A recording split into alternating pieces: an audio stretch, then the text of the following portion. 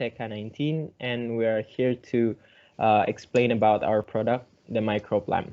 The human technology progresses, there leads to be more energy in demand, and scientists and researchers are actively looking to decrease this demand by alternatives, and that's where our product comes in.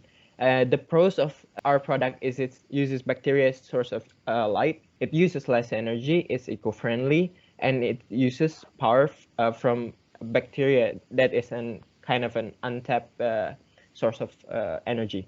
Bioluminescence bacteria we are using is called a Phoctobacterium phosphorus, and it is commonly found in Jepara squid. And how this Photobacterium phosphorus works is the luciferase enzyme catalyzes the flavin mononucleotide oxygen molecules and long-chain aldehyde to create lights. The possible usage for our microbe lamps is cannot yet replace the conventional light bulbs such as the LED lights. However, this source of light can be used as a mood light and walkway light, night lights, or in general decorative lights. The information that we need, we conduct both direct and indirect survey based on the customer's required or desired specification for a night lights. So the first one is the reasons our respondents use their night lights are first because of their design, second because they used to sleep with lights on, and third to do night activities. The specification are light intensity, following by the design and the light wattage. Problems that they are facing when using night lights are because of the high light intensity, which causes discomfort to their eyes, practicality of the lamp, and the short lifespan. Desired specification for our bacterial lamps are it should has the right lighting for sleep, low wattage, affordable price, and has unique design. The average price for our product. Questions from the survey, we convert it into customer statement and then divide it into three main categories. Product performance and the product perceptions. This is the benchmarking competitors between IKEA, Philips, BioLite, Glowy, and Super Jumbo. Benchmark using the design, the color packaging, the quality of material, the price, light intensity, the how it operates, the dimension of. And for the ideal and marginal values, we benchmark with journal or patent. So concept combination created 29 new basic concepts, which goes through RFVA. Elimination to get 16 concepts, which goes through screening to get 5 concepts. We score the remaining 7 concepts based on the previous criteria on a scale of 1 to 5 and multiplied by the weighted factor. Hence, we left with 5 remaining concepts. Concept testing, which is done with direct and indirect surveys. First one is design option. What form and mechanism most interest customers? And the chosen concept for our product is concept H, which is the customized jar that is aerated. Most of our customers want to use polycarbonate as the packaging material since it's durable and lightweight as well. The reason why we ask this question is because bacterial light can be sustainable lighting if it is maintained every 3 days. Maintenance includes changing the medium, feeding the bacteria, and giving them enough oxygen. The surgeon results indicates that almost 86% of our respondents are interested in maintaining the bacterial lamp. The concept is an energy-saving lamp that is powered by bioluminescent non-pathogenic bacteria, creating 10-watt ambient light lasting up to 7 days when reacted with oxygen or agitated. Specs we have ended up with are the following, such as this concept. The working principle is that the bacteria within uses the ambient light from the bioluminescence reaction. Mechanism for the lamp to light, 2 methods. First of all, aeration, where the container is supplied with a pipe that provides oxygen. And when the oxygen is turned on, the light will turn. It is agitated, it has to be closed. Shake the container, the light will turn on, and this allows it to be portable. And of the lamp other than bacteria includes the medium, which composes of 4 things. First of all, salt, which makes a synthetic saltwater environment for the bacteria to grow, as well as the 3 following: yeast extract, tryptone, and agar, which is used as the nutritional source or food for the bacteria to grow. The container is made up of polycarbonate resins, which has qualities such as lightweight, reusable, it's easily molded, it's strong, it's durable, and it's highly transparent, which allows the light to show. Now, the product dimensions, we have the volume of the medium itself, which is 300 milliliters. However, we leave a space of 22 milliliters so that there is space for the liquid to agitate. Raw materials as well as the finished product. The raw materials is divided into two. First of all, medium, and second, the container. Now, the medium ingredients, as explained above, was salt, yeast, extract, tryptophan, agar, and glycerol, and this has to be kept in a clean environment because it goes into the mixing, incubating, and insertion in the lab. However, for the container material, the polycarbonate resin does not need sanitization because it will undergo autoclave or cleaning. The final product has no storage area because we are on a make-to-order basis, meaning that after producing the product, we will send it or ship it directly. This is because the bacteria cannot be kept for long, or it will die. And for the consumers themselves, it's handheld, it is agitated with a stick, and when it is displayed, it can be set on a surface and connected with an aerator. And when it's not in use, you can put it in the refrigerator.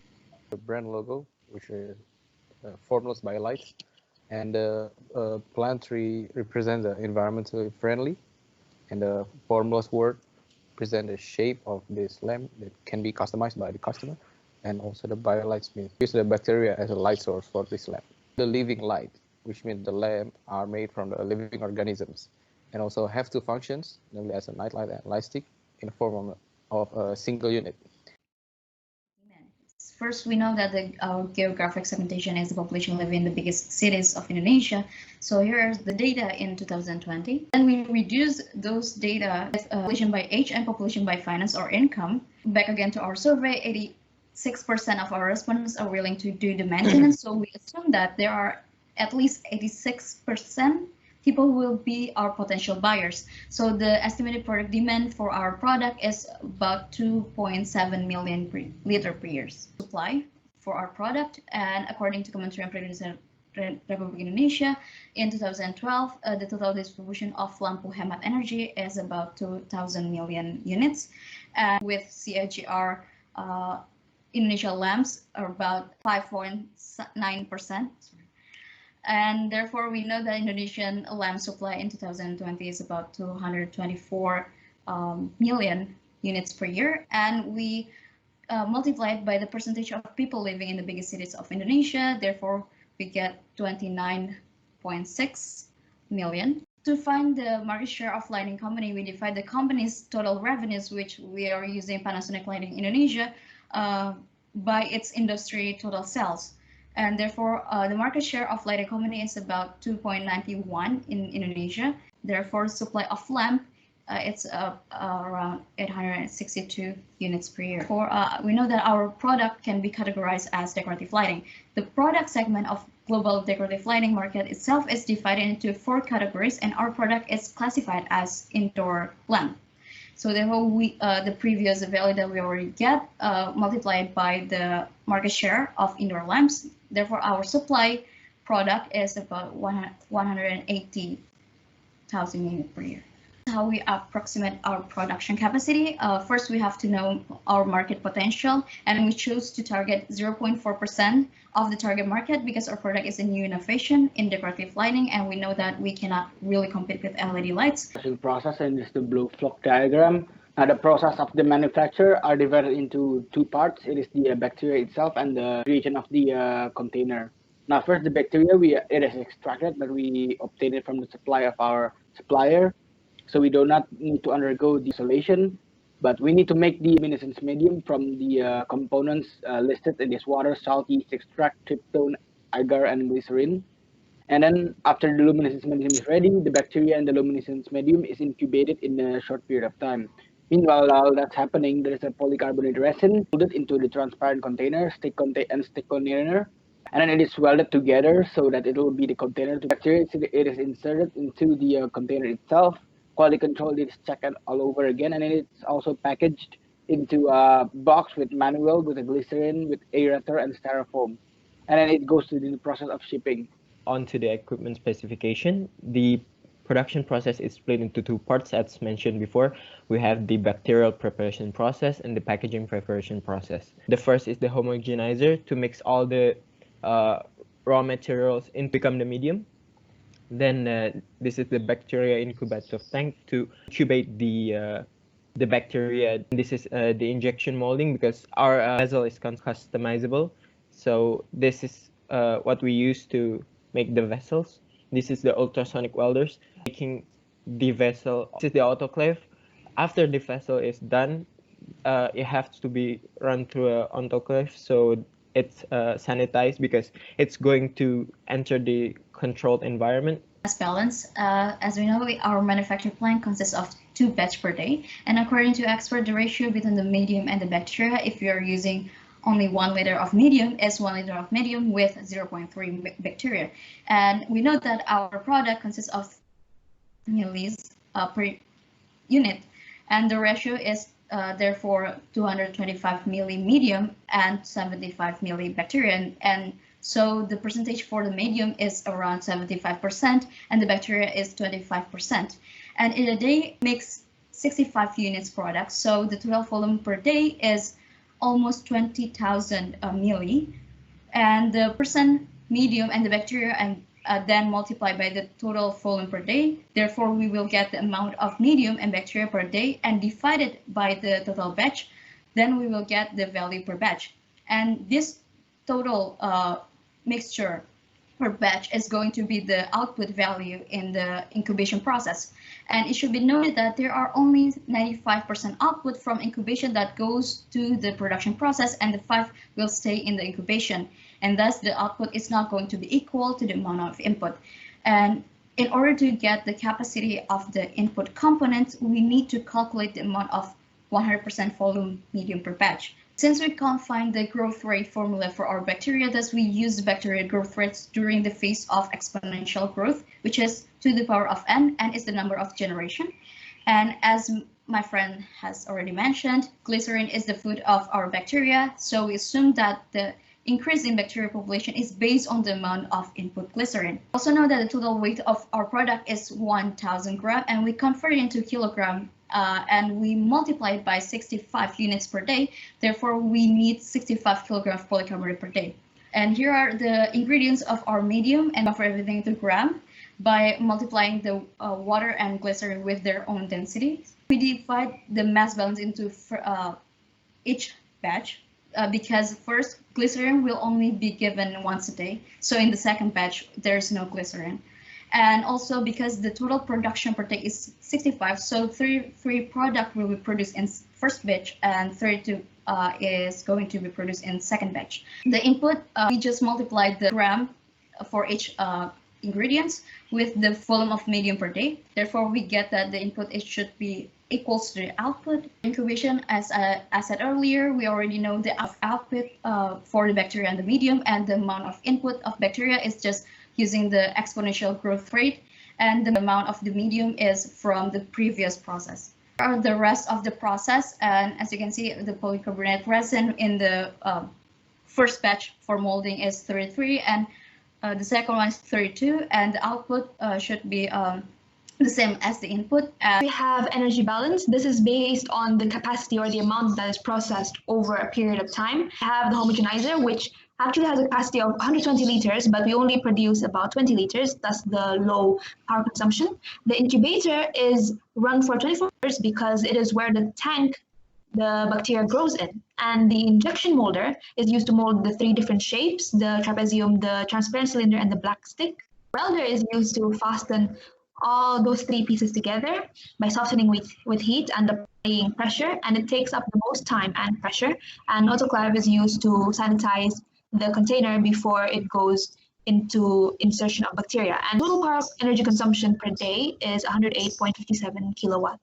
And scheduling for the manufacturer starts from 8 a.m. until 5 p.m. and it goes into 3 parts, which is pre-production, production, and finalization.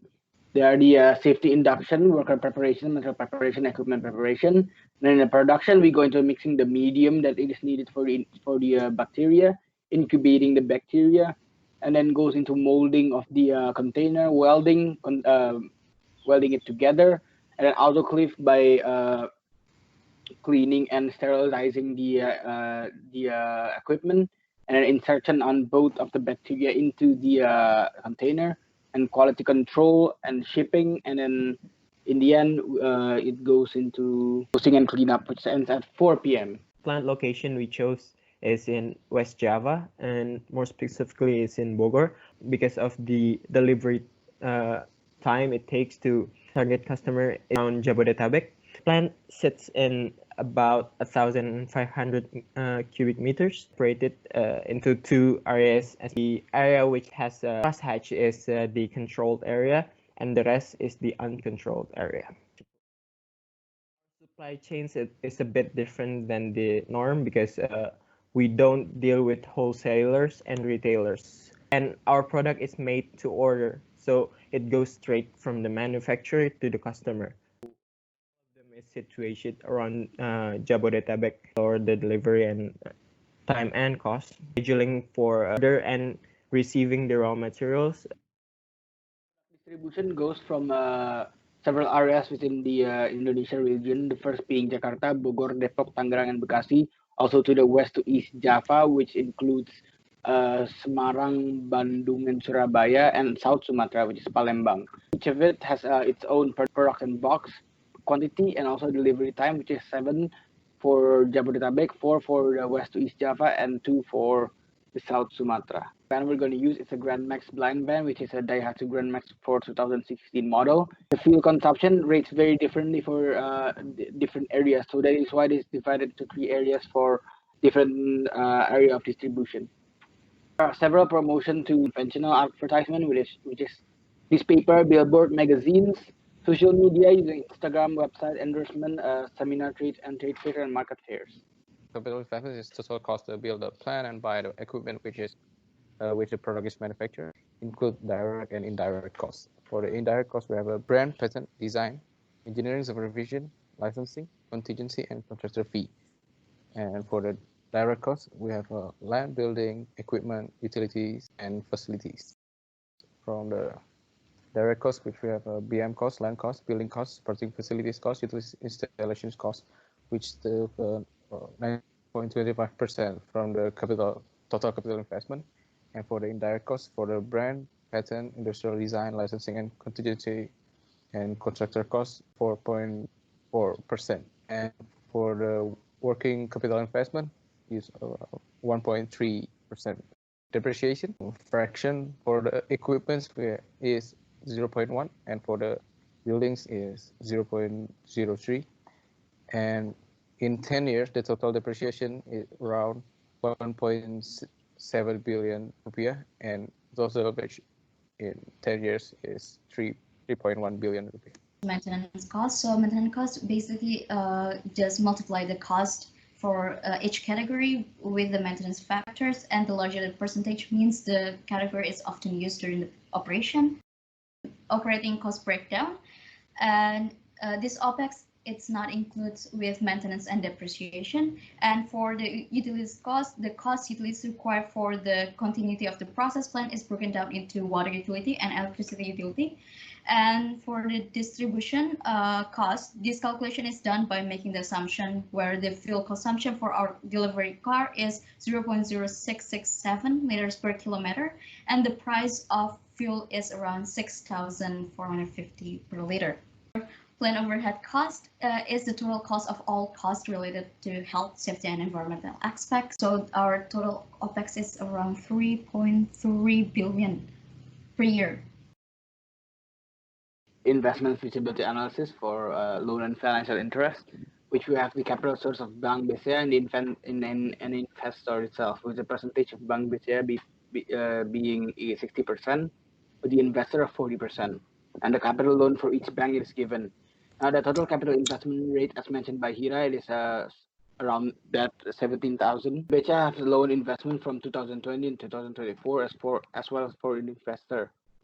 And now the loan interest for the BCA in the first year to up to the fourth year with a total of 2 billion, around 2 billion, with the investor itself in 1 billion, and a total interest from the financial interest for loan from BCA and the investor, it is 3.5 billion. So the investment feasibility analysis income, which is the expected revenue 50% with it, which is 19 billion rupiah, with a total revenue of 39 and a profit margin with 10%, and the markup is 11%. We have the production per day with 65 pieces, and the operating day in a year is 156. Post cash flow, it is the cumulative cash flow, which is from the beginning of the production from year 0, which is over 2020, and also the cash flow before tax cumulative flow and after the tax cumulative cash flow.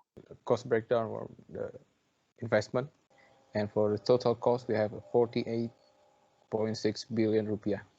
So this cash cost breakdown is for per 10 years. The weighted average of cost of capital risk-free rate I get from the internet is 7.89, and the premium rate is 3.48%. And the cost of equity is 13%. Formula down below, the WACC is 5.78%. Rate of investment get from the annual net profit divided with the total capital investment times 100%. For 10 years, we get the ROE around 24.2%. Internal rate of return explain whether or not our product will make profit in the coming years, and after the calculation in the Excel, 17.32%, which is compared to the WACC 5.78%.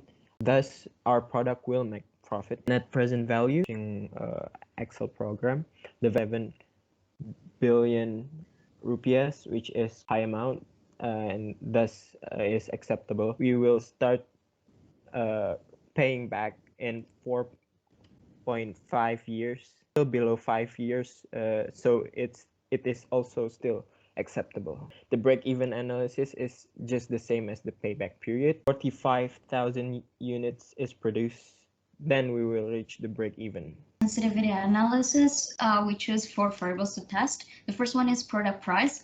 It is because it directly impacts IRR, NPV, and PP, and it can be seen that the product price is directly proportional to IRR and NPV, and an increase in product price leads to more profits and decrease in PP faster. Fluctuation is meaning that the product price is very sensitive. Labor cost, it accounts for 52% of the cost breakdown, and labor cost is inversely proportional with IRR and NPV, and an increase in salaries leads to a decrease in IRR and NPV because more revenues goes into labor, and the fluctuation is kind of stable, meaning that this variable is insensitive. Investment cost, it accounts for almost 20% of the cost breakdown, and it is inversely proportional with IRR and NPV. Again, an increase in investment cost leads to decrease in IRR and NPV, and also product price, and also increase in PP. Fluctuation is kind of stable, meaning that the investment cost is insensitive to. For the fourth component, we have raw material fluctuation, and this accounts for almost 8.21% of the cost breakdown. And we can see that there is a directly proportional relationship between IRR and NPV. And so when the raw material cost increases, the IRR and NPV increases, and the payback period decreases. But we see that there is a stable IRR, NPV, and PP, meaning that raw material cost is actually insensitive. We combine these 4 components into one graph to get the fluctuation graphic. And for IRR, we see that it is highly sensitive to changes in product price, seeing as there's a steep slope with the yellow line. And so an increase in product price means more profit. However, decreasing product price more than 20% margin causes company loss. Second, for NPV, it is most affected by product price, seeing the yellow slope. High percent of operational and investment cost. Profitability is not sensitive to it, seeing a horizontal line. For payback period, we see a decrease in the 4 parameters, meaning that the payback period is going to be longer.